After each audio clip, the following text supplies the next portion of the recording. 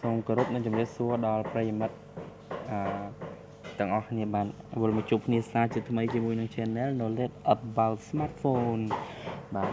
បែកគ្នាយូរណាអត់បានផុសវីដេអូថ្មីសោះបាទឥឡូវនេះវិលមកជួបគ្នាម្ដងទៀតជាមួយនឹងវីដេអូថ្មីមួយនេះបាទហើយវីដេអូមួយហ្នឹងដែរចង់បង្ហាញអំពីរបៀបលុបហ្គេមដែលនៅជាប់ក្នុង Facebook បាទគឺហ្គេមដែលយើងធ្លាប់បាន download ពី Play Store មកនេះបាទហ្គេមមួយចំនួនធំគឺហ្គេមភាគច្រើននេះដែលយើង download មកហ្នឹងគឺវាឲ្យយើងភ្ជាប់ទៅកាន់ Facebook មួយទៀតដើម្បីរក្សាទិន្នន័យនឹងរក្សាទិន្នន័យចាស់របស់យើង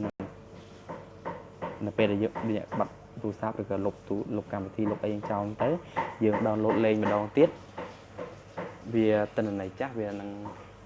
នៅដដែលវាបានបាត់បង់អញ្ចឹងណាបាទយល់អត់បាទបើអត់យល់ទេខ្ញុំក៏ឲ្យមើលចេះតែម្ដងទៅចូលម្ដងទៀតនេះគឺហ្គេមនេះបាទហ្គេមពពុះហ្គេមនេះហ្នឹងគឺជាហ្គេមដែលនៅក្នុង Play Store ដែលយើងដែល download ពី Play Store ហើយហ្នឹងវាឲ្យយើងភ្ជាប់មកកាន់Facebook ទៀតដើម្បីរក្សាទិន្នន័យចឹងខ្ញុំឧទាហរណ៍មួយដូចជាហ្គេម Pirate King ឬក៏ដែលខ្មែរយើងហៅនិយមថាបាញ់កោះហ្នឹងដែលភាគពីមុនដែលគេលេងឥឡូវវាអត់សូវពេញនិយមទេណាតែពីមុនដែលគេពេញនិយមថាបាញ់កោះហ្នឹងគឺគេចង់និយាយថាបើយើងរក្សាទុកនៅក្នុង Facebook នេះឧទាហរណ៍ថាបើយើងជប់ជើចង់លេងឬក៏យើងចង់លុបចោលយើងលុបចោលបាត់ពឹបលុបទៅហ្គេមឯប៉ុន្តែទិន្នន័យទាំងអស់គឺនៅក្នុង Facebook នេះថ្ងៃក្រោយឬក៏ប្រហែលឆ្នាំក្រោយទៀតយើងចង់ download ហ្គេមហ្នឹងយកមកលេងម្ដងទៀត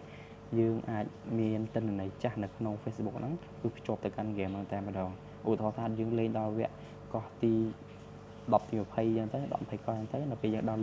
download លេងម្ដងទៀតវានៅតែកោះក្នុងដដែលបានន័យថាវាអត់លេងវគ្គដំបូងឲ្យយើងចាប់តាមសាថ្មីទេបាទអាហ្នឹងគឺអញ្ចឹងបាទហើយឥឡូវនេះខ្ញុំចង់បង្ហាញពីរបៀបលុបហ្គេមពពួកហ្គេមហ្នឹងកុំឲ្យជាប់នៅក្នុង Facebook បាទហ្គេមខ្លះដូចជាហ្គេមលេងបៀនេះអានេះគឺហ្គេមបៀណាហ្គេមបៀអញ្ចឹងហ្គេមបៀនេះវាបានភ្ជាប់នៅក្នុង Facebook ច្រឡំសុំទោសបាទវាជាប់ក្នុង Facebook របស់ខ្ញុំនេះអញ្ចឹងនៅពេលដែលយើងចូលលេងដំបូងនោះវាឲ្យលុយយើងច្រើនអញ្ចឹងខ្ញុំលេងយូរទៅខ្ញុំចាញ់អញ្ចឹងទៅខ្ញុំអត់មានលុយដល់ពេលអត់មានលុយខ្ញុំចង់មិនថាខ្ញុំលុបមិនថាខ្ញុំលុបហ្គេមហើយដល់លុបហ្គេមចូលថ្មីគឺវានៅទៅដដែលអញ្ចឹងខ្ញុំចង់លុបពួកអាហ្គេមដែលគេនេះដូចពួកបៀពួកអីនេះអញ្ចឹងខ្ញុំលុបចោលទៅបើលុបចោលពី Facebook ទៅទិន្នន័យទាំងអស់វាបាត់ដែរអញ្ចឹងខ្ញុំ download សារថ្មីម្ដងទៀតបានន័យថាខ្ញុំជាសមាជិកថ្មីជាអ្នកចូលលេងថ្មីអញ្ចឹងខ្ញុំនឹងមានសិទ្ធិឬក៏ដូចជាទទួលបានលុយច្រើនដោយការខ្ញុំ download ពីដំបូងអញ្ចឹង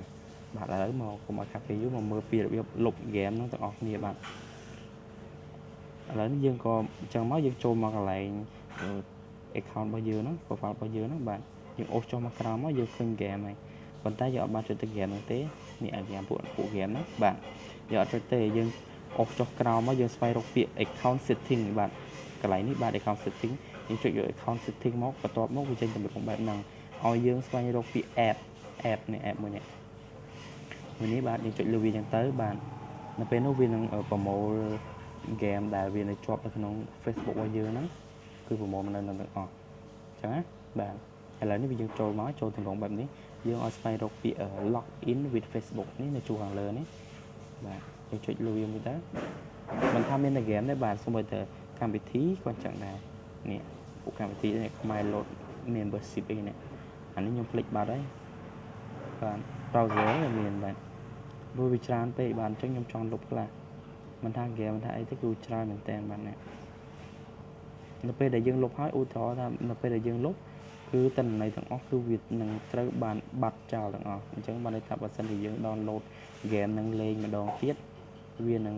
ធ្វើឲ្យយើងខ្លាចជាសមាជិកថ្មីអញ្ចឹងណានេះដូចឧទាហរណ៍នេះហ្គេម Pirate King ដែលខ្ញុំនិយាយមិញនេះអញ្ចឹងទិន្នន័យទាំងអស់ក៏នៅក្នុងFacebook ហ្នឹងដែរប៉ុន្តែហ្គេមតែពិតខ្ញុំលុបហ្គេមចោលតាំងពីយូរហើយបាទអញ្ចឹងតែបើសិនខ្ញុំ download លេងម្ដងទៀត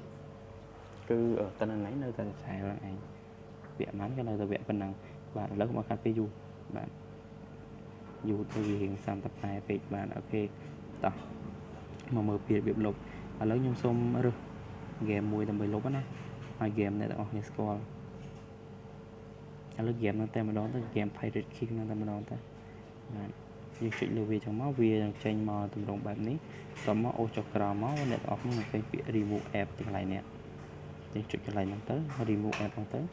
បាទបន្ទាប់មកវានឹងចេញទម្រង់បែបនេះមួយទៀតដើម្បីឲ្យយើងបញ្ជាក់ថាយើងលុបអត់បាទបើលុបទៅអ្នកចុច remove ហ្នឹងមកបាទចុចទៅនៅពេលដែលចុចហើយគឺបានបាត់ហើយបាទនេះបាទគឺការលុបហើយបាទមិញនេះសល់144ឥឡូវសល់តែ143កម្មវិធីទេបាទនេះហើយគឺជារបៀបលុបហ្គេមនៅក្នុងដែលជាប់នៅក្នុង Facebook បាទអញ្ចឹងខ្ញុំមានតែប៉ុណ្្នឹងទេបាទវីដេអូហ្នឹងបាទហើយក៏អរគុណដល់ប្រិយមិត្តមួយចំនួនដែលតែងតែចុច like subscribe ក៏ដូចជាតាមដានទាំងអស់គ្នាបាទហើយក៏អរគុណមែនតើឥឡូវនេះមានតែប៉ុណ្្នឹងទេបាទអូខេជម្រាបលាបាយ